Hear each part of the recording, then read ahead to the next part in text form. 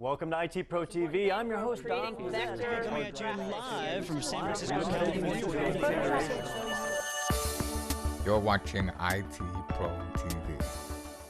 Hello and thank you for watching IT Pro TV, helping you learn wherever you go. I'm your host, Zach Memis. As we continue on with CompTIA Net Plus, this is Routing Technologies, and Wes Bryant is here to help us out once again because he's an awesome guy. Wes, great to see you. Thanks for being here. Hey, thanks, Zach, for having me back. That's right. We are moving along in really domain 1.3, that is routing and switching technologies, right?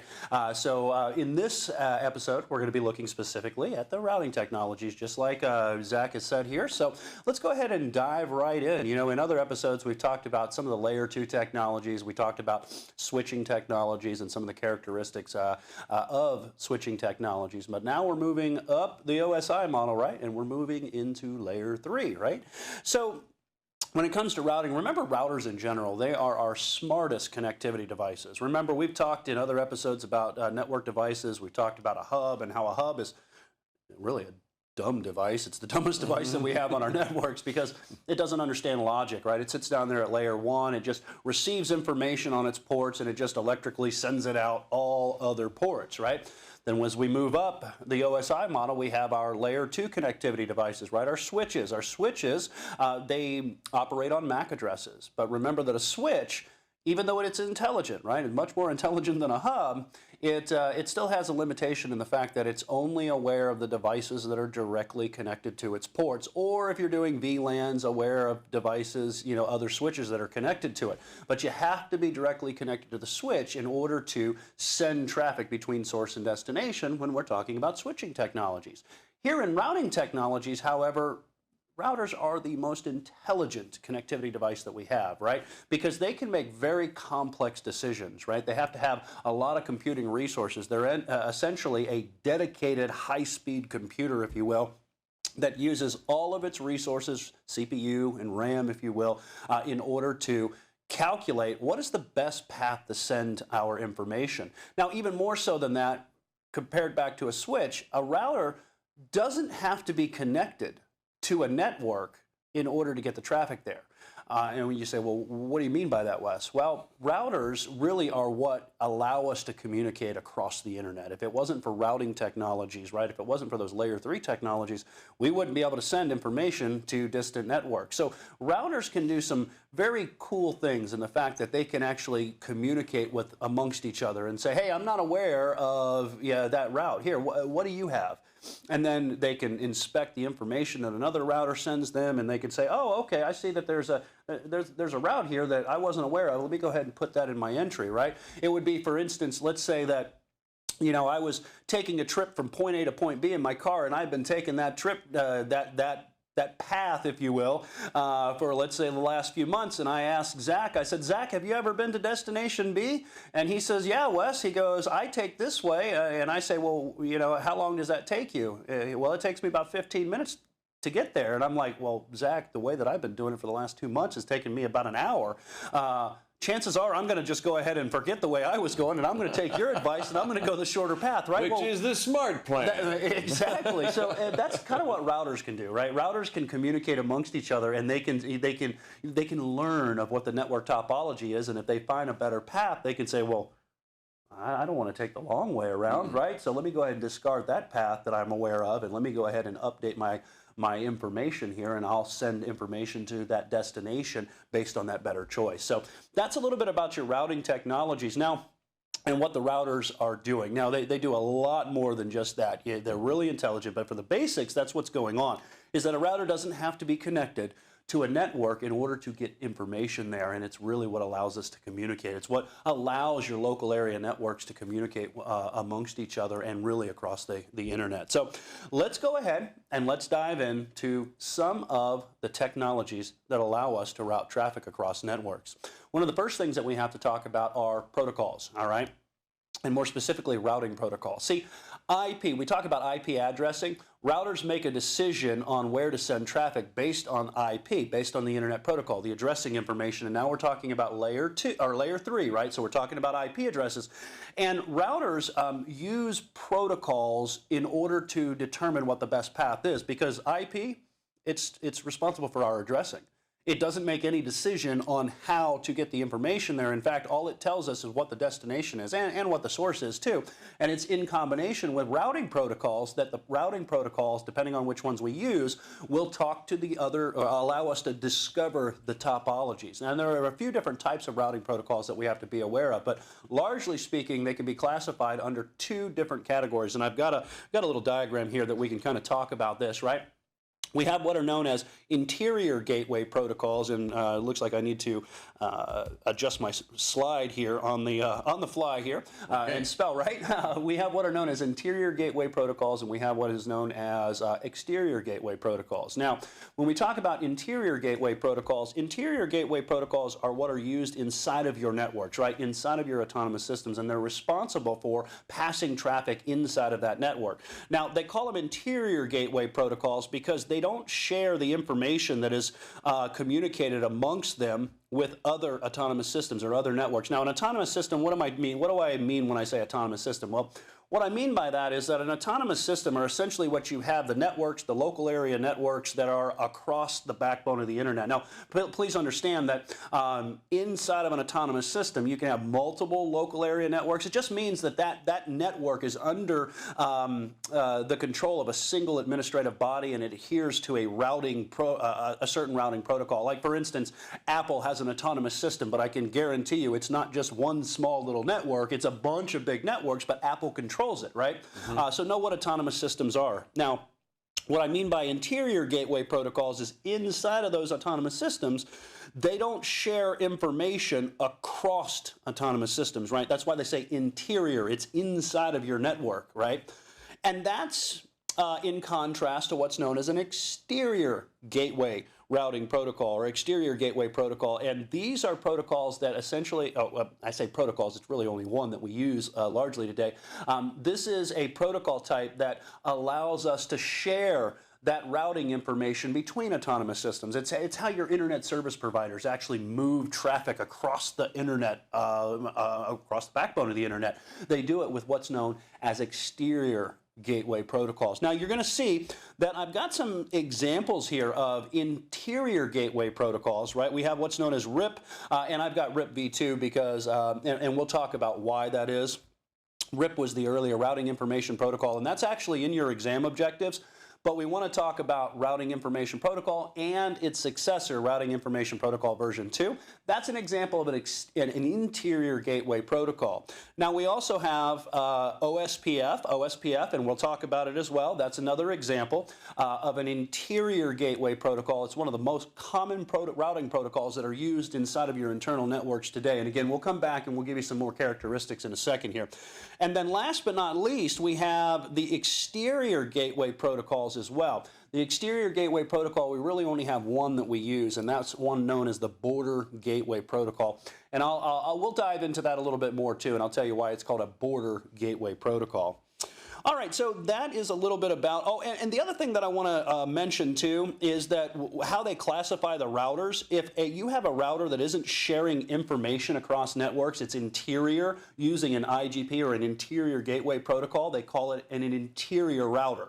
Right? It's an interior gateway router versus a border gateway router, which is the router that's communicating with other routers between autonomous systems. So just a little bit of jargon right there to kind of get out of the way here as we move on. Good, thanks. All right, so understand that routing protocols, basically, they operate or route traffic between autonomous systems. Those are called IGPs, those are called EGPs. All right, so let's go ahead and let's dive into the very first protocol that we need. Now, when we talk about IGP, again, interior gateway protocol, and we talk about exterior gateway protocols, understand that your IGPs are actually divided into two subcategories, all right, or two categories themselves, right? So we have interior gateway protocols that we're going to talk about for a bit here now, and they're basically divided into two different types of routing protocol. One is known as a distance vector protocol, and then the other one is known as what is known as a link state protocol. Let's go ahead and just talk first, we'll talk about what's known as the distance vector protocol. All right, so a distance vector protocol is one that is using how does it make its choice, right? And that's really what we're talking about when we say a distance vector protocol versus a link state protocol. How do we make the choice of what the best path is?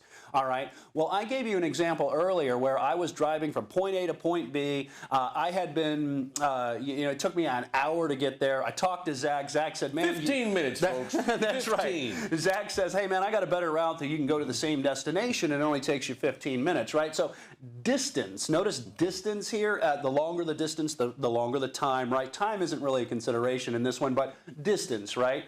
For me, in my analogy, time was a consideration, but it was the fact that Zach gave me a shorter distant route, right? So I chose that. And that's how your routing information protocol and, more importantly, your distance vector routing protocols work, right? Vector is just the destination. So we all, and that's what routing is about, right? The destination. How do I get it to the destination network? So vector is destination. Distance is how we're making the choice of what the best path is, all right? Now, what do I mean by that, right? Well, that's, there's another topic, if you will, concept that is associated with routing, and that's something known as a metric. All right, my metric that I told you was Zach happened to be time for me. I said, hey, my metric was an hour versus 15 minutes, right? Well, for me, the metric, it can also be considered a cost, right? How long was the distance, right? Well, how far the distance is the cost, right? Think about saving you gas, right? I could drive from point A to point B. It takes me an hour. It takes me a lot more gas money. It's a higher cost, right? If I take the shorter route, right, Zach's example there, then I only drive 15 minutes. The cost is even lower, right? So that becomes what I would consider the best path based on its cost. Now, what would the metric look like if we're talking about a distance vector routing protocol? Well, it's based on hop count, all right? So if we take a look here, I've got routing information protocol, and as we go through this, we'll kind of talk about some of the things that you have to be aware of when you talk about routing information protocol. All right, let's take router 1 here, all right? Router 1, we've got router 1, router 2, 3, and 4, all right? So if we're using a distance vector protocol and router 1 needs to send information, let's say, I tell you what, let's go ahead and let's put a little cloud out here and we will say that, hey, this is the network that we need to go to. All right, so this is the network that we need to deliver traffic to. We'll say network A. All right, so network A, router 1 has to figure out how do I get that information. Router 3 just happens to be connected to that network. All right, now, when router 1, if using a distance vector protocol, router 1 is going to take into consideration what the hop count is. All right. So what we mean by hop count is the art of forwarding traffic from one router to the next router. And you can see if I forward traffic between this router and this router, essentially what we have is we have a hop count of 1. All right, so that's the art of forwarding traffic, if you will, the process of forwarding traffic between one router. And if it goes across one router, that's 1 hop. Across the next router, that's 2 hops. And then to this router is 3 hops. So we end up having 3 hops overall. That is how we're going to make our choice, right? The shorter the hop count, the better the path. So if we have to say, all right, well, it's essentially 4 hops. Oops, I don't know what's going on there. Sorry about that, guys. Try to zoom in there, give you motion sickness. So if router 1 has to get to network A, notice that we have 3 hops here because we're going through across 3 different connections, if you will. And then we have to go from router 4 to router 3. Notice that we have, again, 4 hops here. 1 hop here from this router, obviously all the way down till we get to this network. Notice that we end up having 3 hops and 4 hops. All right, so that's a total of 7 hops to get to that network. But if router 1 sends the traffic to router 2, we've got 1 hop here, all right, from this router to this router, and then from this router to this router, router 2 is 2 hops. And then we have from router 2 to router 3, we've got 3 hops, right? So again, the art of forwarding that traffic between 2 routers. All right, we have 3 hops. That's a total of 5 hops. So notice that when this router has to make a choice on how to get to network A, it's not going to use this path because this path is 7 hops, where this path here, 3 and 2 is 5 hops. That would be like Zach's route versus Wes's route, right? Wes's route took an hour to get there. Zach's a little bit less time, right? That's a lower cost. All right, think it is like your gas money, right? It's going to save me a lot of time and money going across the shorter path. And that's how RIP and RIP version 2 make their decision on where to send the traffic. All right, so that is a basic on how routing information protocol is making its decision. Now, I want you to know that this is, it's a long-running protocol. All right, RIP, if you will, by itself. Another one of those oldies but goodies, like we've talked about other protocols, Telnet, if you will, and FTP. Been around for a very long time. Goes all the way back to the days of the ARPANET, right? The Advanced Research Project Agency. Prior to it becoming the internet, the military owned it, and it was only the military and universities were on that network. That's how old it is, all right? It's not a very scalable routing protocol, and the problem is because of how it communicates its routing table. All right, it's really used in networks that we're talking about the same type of routers, and it really only scales up to around 20 to 30 routers. Anything more than that, we start to get problems.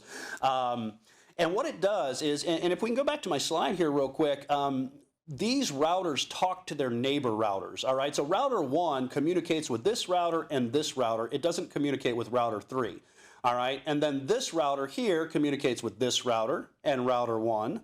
But it doesn't communicate with this router, all right? So we're only talking about the neighbors, right? Who am I directly connected to? I'm gonna talk to Zach, and if I had somebody on my the other side, I would talk to them, right? But I'm not gonna talk to anybody beyond that, all right? And what it does is it sends out what are known as RIP response messages. Routing information essentially is shared between these neighbors every 30 seconds, 30 to 45 seconds. And what's interesting about that, and kind of the drawback is, let's say that, let's say Zach, I'm going to say Zach is a router, and we're communicating. We need to share information, right? Kind of like Zach did with telling me a better route that could have saved me a lot of time had I listened, right? We're going to communicate that information between Zach and I. Well, what if Zach sends me a routing table every 30 seconds and nothing has changed? Well, I'm receiving information that technically I don't need. So we're still going to be giving information out, even if nothing changes, even if the topology never changes.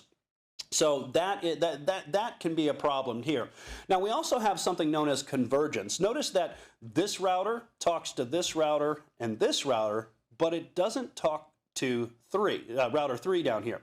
So in order for and let's say a link goes down, all right? Let's say just randomly this link goes. Well, router 3 is only going to be made aware of the fact that that link is down once this router communicates with this router, then this router communicates with this router, likewise down the chain until finally that information makes its way around the network and gets to router 3.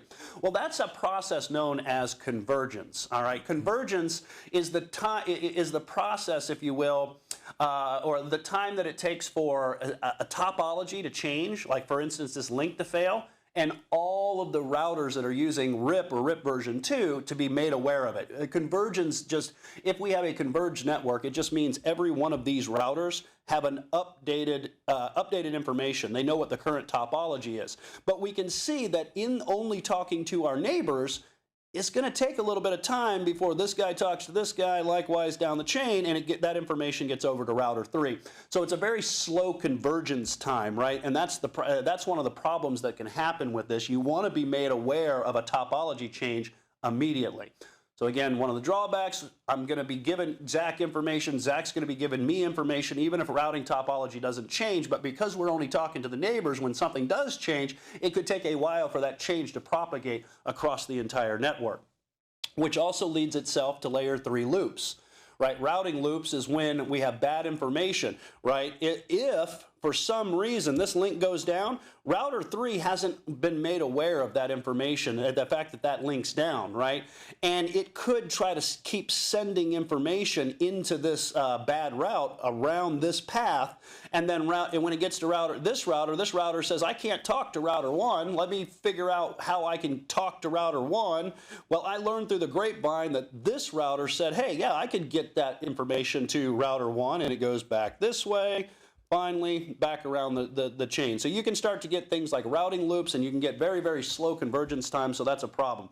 The other thing that you have a problem with, too, is that it has a maximum hop count of 15, Anything more than that, 16, means the destination network's unreachable. So it can't scale past 15 hops, right? So again, it's not a very scalable routing protocol. Now it also has, it had problems too. It couldn't handle variable length subnet mask, VLSM. Routing Information Protocol did not have that functionality or feature. So they tried to update or upgrade Routing Information Protocol. So they came out with Routing Information Protocol version 3. The other problem is, how can I tell that that's Zach? All right, now physically I can see that it's Zach, right? But I need to be made aware that somebody didn't just jump in Zach's place, right? And now is handing me bogus routing information, right? That could just cause problems, could disrupt my network, and for security purposes cause problems. So what do? All right, I give Zach an ID badge, and when he goes to hand me information, before he does, he hands me an ID and says, "Hey, I'm Zach," and I can inspect it and say, "Oh, okay, yeah, I see you, Zach," even though we can see Zach, right? Well, you didn't have router authentication in RIP, so you could have the potential for unauthorized information to be shared with a neighbor. RIP version 2 comes out, you have router authentication. It means that my neighbors are going to confirm who they are before I accept their information as valid, right? So you also get authentication. Also multicast communication, because one of the things that RIP was doing is broadcasting the routing tables every 30 seconds, whether there was a change or not. Remember what we've talked about in other episodes about broadcast communications. They can cause problems.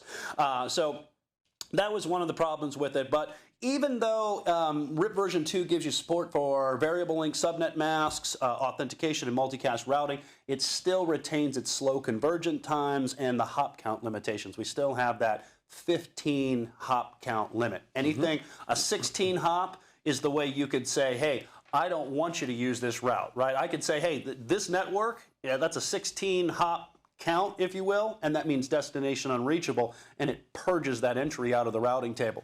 Now, the other thing that I didn't mention when we started about our routers and the routing table, that's that database of networks that the computer is aware of. One of the things that I do need to mention, it doesn't matter what the routing protocol is, you only have one route to any destination network in the routing table, right? We don't have two routes to the network. To the same network. It doesn't work that way. Because remember what routing is about, determining the best path. There's only one, it's got to be king of the hill. We're not going to share that, right? All right, so only one route makes it into the routing table for any given destination network. In fact, let's go ahead and log into our Windows 10 machine. Believe it or not, your operating systems also have, let me go ahead and clear this up, your operating systems also have a routing table within them. All right, now, the routing table that they have is the networks that they're aware of. In fact, let me go ahead and show you the routing table. We've talked about this this command in other episodes. This is the route print command, and I'm going to just narrow this down by doing V4 so we can see the IPv4 routing table. These are the networks, if you will, that my computer is aware of. All right, and what we see here is we see the loopback network. All right, we typically, when we ping the loopback address, we ping the very first address within that loopback network, 127.0.0.1. But technically, the whole entire network range, you can see 127. 3 octets are reserved. The entire network is reserved for loopback processing. So it says, hey, here is the loopback network. I'm aware of that. Here is, and apparently one of my network adapters, I got 2 network adapters in here. One of them has an APIPA address, which if you don't remember APIPA, go back to DHCP. We talked about that, the automatic private IP addressing, right? 169.254.anything.anything. Well, in order to route my computer to send traffic over IP, or via IP, right? It has to know what the APIPA network is. So there we can see that it's aware of that. These are all default routes, by the way. These the routing table, these are built by the operating system. All right. This is the IP address of the local machine in the routing table, right? So I can see the, no, I'm sorry. That is the IP address right there. This is the network that this IP address is a part of. So if, for instance, if I do, let me go ahead and do an IP config so we can see that that right there is the actual IP address of the machine, and it's in the routing table. And if we run this, you can see, sure enough, by correlation there is the 172.16.184.137. All right, and we'll rerun that route print command, and this is the network that IP address is on, including the broadcast address, right? When my computer has to send a broadcast communication over layer 3, it has to know what the broadcast address is for that network, and it says I can find it right here in my routing table. Right, and then we also have the multicast addresses as well as the network broadcast address. But there you can see the routing table, right? And RIP version 2, back to our point within the routing protocols, this is how that table would be built within the router. Now that was an operating system's routing table, and it's generated based on the IP address that you configure on the machine, and then some of those just default routes that make it into the routing table. There is one other route that I want to talk about real quick inside of this machine, but we'll come back to that here a little bit later. Now, it does look like we've got a lot more concepts to go over, but it does look like Zach's giving me the old evil eye over here, telling me we might have run out of time on this episode. Well, not so evil. Wonderful job, Wes. And this has been Routing Technologies Part 1. There will be a Part 2, so make sure you catch that and catch all the wonderful episodes that Wes has put together for you in the CompTIA Net Plus series. And when you're in that course library, hundreds of other videos. They're all designed to help you go further. And tell everybody you know about IT Pro TV. IT Pro TV is binge-worthy. Thanks for watching. I'm Zach Memis. And I'm Wes Bryan. And we'll see you soon.